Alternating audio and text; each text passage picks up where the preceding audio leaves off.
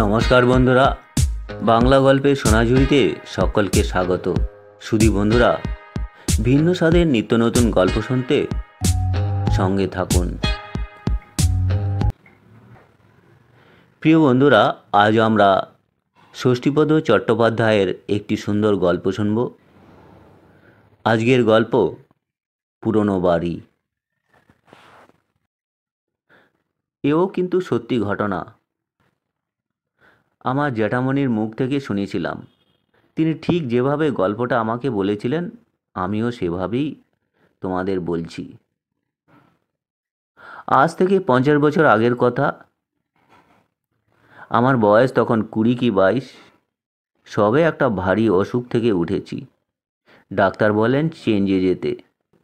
একে তো অসুখে ভুগে আমার অনেক টাকা খরচ হয়ে গেছে, তার ওপর শরীর সারানোর জন্য বাইরেও যেতে হবে। তাই অনেক ভেবেচিন্তে কাছে পিঠে দেওঘরেই যাবো বলে ঠিক করলাম। ভোরবেলা ট্রেন থেকে নেমে এক চায়ের দোকানে খোঁজ নিয়ে বিলাসী টাউনে একটা বাড়ির সন্ধান পেলাম। বাঙালি বাড়ি। আর এই বাড়ির খবর পাওয়া মাত্রই টাঙা গাড়ি করে এসে হাজির হলাম। বাড়িটা বেশ পুরনো, তা হোক, চারিদিক বেশ ফাঁকা। টাঙাওয়ালা বাড়ির কাছে টাঙা থামিয়ে বলল, আপনি এখানে প্রথম আসছেন নাকি বাবু? হ্যাঁ।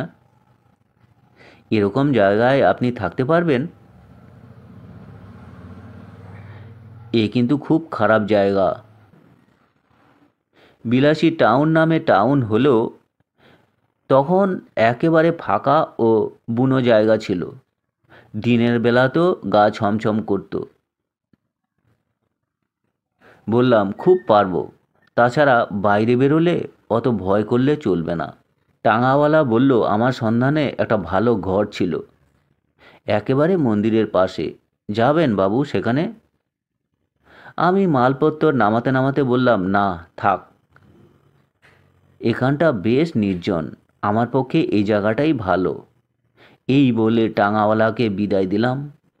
মনে মনে ভাবলাম, কি জানি টাঙাওয়ালার কথা শুনে আর কোথাও গিয়ে যদি কোনো সন্ডাগুন্ডার হাতে পড়ি। মালপত্তর বাড়ির বারান্দায় রেখে দরজায় কড়া নাড়তেই একজন বয়স্ক ভদ্রলোক বেরিয়ে এলেন। তিনি বললেন, কাকে চাই? আপনার এখানে কোনো ঘর খালি আছে? 1 মাস থাকবো। ভদ্রলোক আমায় আপাদমস্তক একবার দেখে নিয়ে বললেন, পুরো বাড়িটাই খালি আছে। আমি ওপরে থাকি, নিচে আপনি থাকবেন। 1 মাসের জন্য কিন্তু 10 টাকা ভাড়া দিতে হবে, পারবেন? আমি কোনো কথা না বলে 10 টাকাই বের করে দিলাম। বাড়িটা ছোট, নিচে 2টো ঘর, রান্নাঘর, ওপরে একটি ঘর, ছাদ ও বারান্দা। বাড়ির বাইরে জলের জায়গা ও পায়খানা। চারিদিকে গাছপালা, বন, মাঝে মধ্যে 2-1টি ঘর বাড়ি, দূরে পাহাড়ের রেখা। যাই হোক, ভদ্রলোক 10 টাকা অগ্রিম নিয়ে ঘরটি পরিষ্কার করে একটি ক্যাম্প খাট পেতে দিয়ে গেলেন। আমি তাতেই বিছানা পেতে ফেললাম। তারপর ঘরে তালা দিয়ে দোকান বাজার করে আনলাম। সঙ্গে রান্না করার সরঞ্জামও ছিল। রান্না করে খেয়ে দিয়ে দুপুরে ঘুমিয়ে কাটালাম। বিকেলে মন্দির ঘুরে কিছুটা ভালো ঘি, পেয়ারা, চমচম কিনে বাড়ি ফিরলাম। তখন সন্ধে হয়ে গেছে, কার্তিকের শেষ। অল্প অল্প শীতও পড়ছে তখন। ঘরে এসে তালা খুলেই অবাক, দেখলাম ঘরের ভেতরে হ্যারিকেনটা কে যেন জেলে রেখেছে। পেরেকে দড়ি বেঁধে তাতেই আমার জামা কাপড় সব সাজিয়ে গুজিয়ে রেখেছে। আমি তো ভেবেই পেলাম না এরকমটা কি করে হলো। কেননা চাবি রইল আমার কাছে, অথচ ঘরের কাজ করলো কে? বাড়ির মালিকের নাম গজেনবাবু। আমি তাকে ডাকলাম। 2-3 বার ডেকেও যখন কোনো সাড়া পেলাম না, তখন টর্চ জেলে উপরে উঠেই দেখি ঘরে তালা দিয়ে একজন মধ্যবয়সী মহিলা নেমে আসছেন। আমি তাকে জিজ্ঞাসা করলাম, গজেনবাবু আছেন? মহিলা আমার দিকে একবার তাকিয়ে দেখে কিছু না বলেই নেমে গেলেন। আচ্ছা, অভদ্র তো, মেজাজটাও খিচড়ে গেল। কেননা এ ঘরে যখন আর কোনো দরজা নেই তখন নিশ্চয়ই ডুপ্লিকেট চাবি ব্যবহার করা হয়েছে। এতে অবশ্য আমার উপকারই হয়েছে, তবুও এ জিনিস কখনোই বরদাস্ত করা যায় না। মনে মনে খুব রাগ হলো। ঘুম যখন ভাঙল তখন সকাল হয়ে গেছে। ঘুম থেকে উঠেই গজেনবাবুকে বাইরে দেখলাম দাঁতন করতে। আমিও তাড়াতাড়ি দাঁত মাজার সরঞ্জাম নিয়ে বাইরে বেরিয়ে এলাম। গজেনবাবু একগাল হেসে বললেন, কি ভায়া, রাতে ঘুম হয়েছিল তো? আমি হেসে বললাম, আগে হ্যাঁ। তারপর গতকালের কথাটা বললাম। গজেনবাবু একটু গম্ভীর হয়ে গেলেন। তারপর বললেন, টাকা কড়ি সবসময় নিজের কাছে রাখবেন। সন্ধ্যের পর জানলা দরজা বন্ধ করে রাখবেন। কেউ কড়া নাড়লে দরজা খুলবেন না। এসব জায়গা ভালো নয়। তাছাড়া রাতে আমি এখানে থাকি না। ওধারে আমার আরেকটা বাড়ি আছে, সেখানেই থাকি। আচ্ছা, তা না হয় হলো, কিন্তু আমার ঘরে আলোটা জ্বালালো কে? আপনার স্ত্রী? আমার স্ত্রী? তিনি তো অনেক দিন আগেই গত হয়েছেন। তাহলে ওই মহিলাটিকে? গজেনবাবু হেসে বললেন, আপনি ভুল দেখছেন। এখানে কোনো মহিলাই থাকেন না।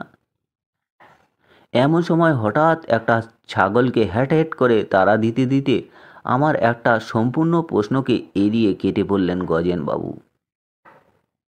তারপর সারা দিনে যতবারই গজেনবাবুর সঙ্গে দেখা হলো ততবারই তিনি আমাকে এড়িয়ে যেতে লাগলেন।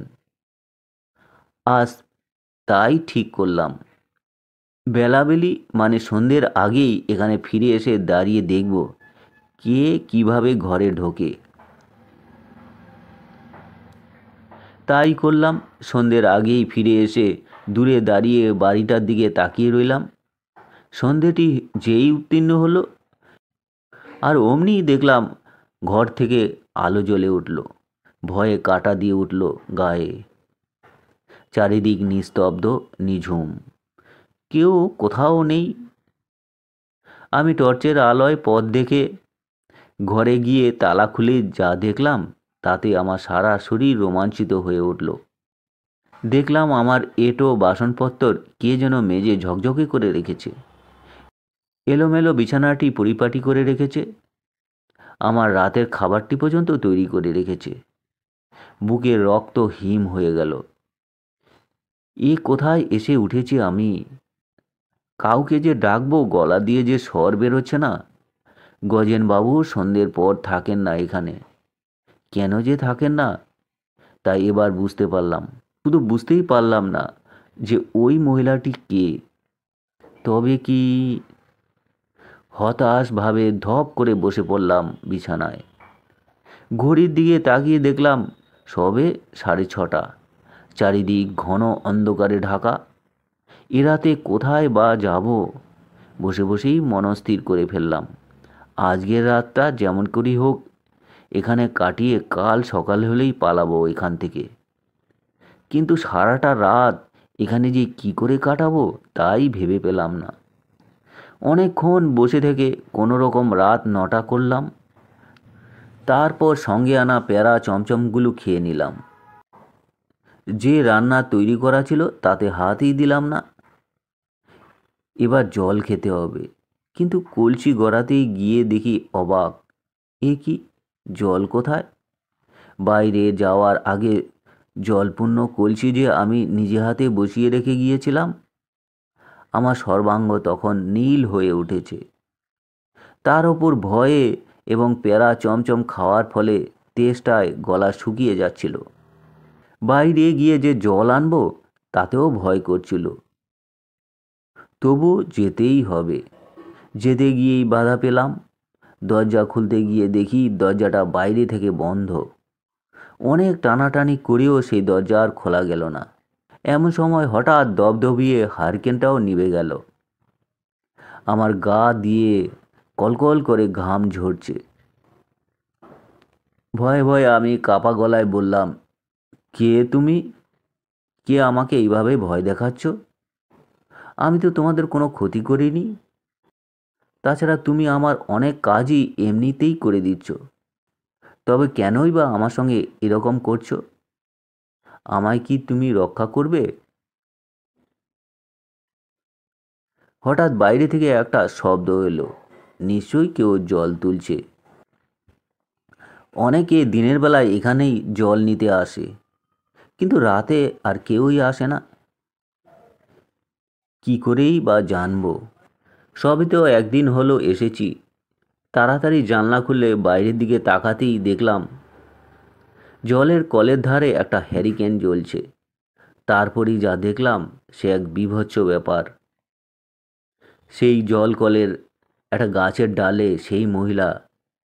সেই মহিলা যেন আমার দিকে এক দৃষ্টে তাকিয়ে আছে।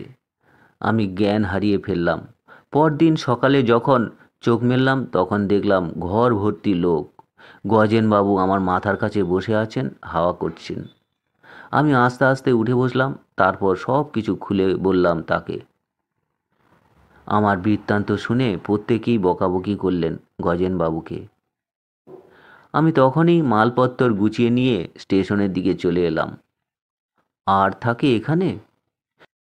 লোকমুখে শুনলাম যে মহিলাকে আমি দেখেছি উনি হলেন গজেনবাবুর গত হওয়া স্ত্রী।